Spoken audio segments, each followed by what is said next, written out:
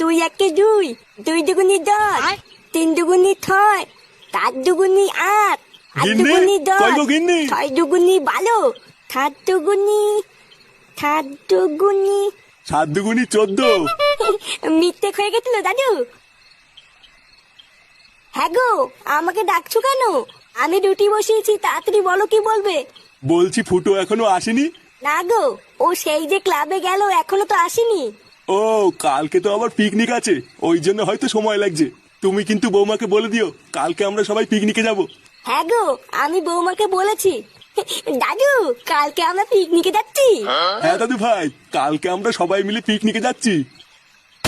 কি, তোর বাড়ির সবাই পিকনিকে আসবে? ভোদা, এখানে কি নাটক চুদাচ্ছিস নাকি তুই? চোদনা, এটা আমাদের পার্সোনাল পিকনিক ছিল, তোর বাড়ির লোক কি করে জানলো? এ বাড়া, আমি তো ওটাই বুঝতে পারছি না কি করে জানলো। আমি তো শুধু রাস্তায় যাওয়ার সময় মদনকে বলেছিলাম, আর তো কাউকে বলিনি। ওরা বাপকে কে বললো ওটাই তো আমি বুঝতে পারছি না।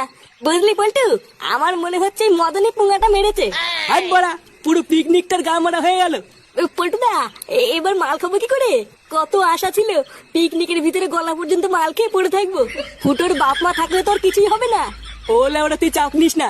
পিকনিক এসে যে ভোদার বালি আসুক না কেন, মাল তো আমরা খাবোই। যা, তোরা বারে এক পেটি বাংলা কিনে নিয়ে আয় গিয়ে।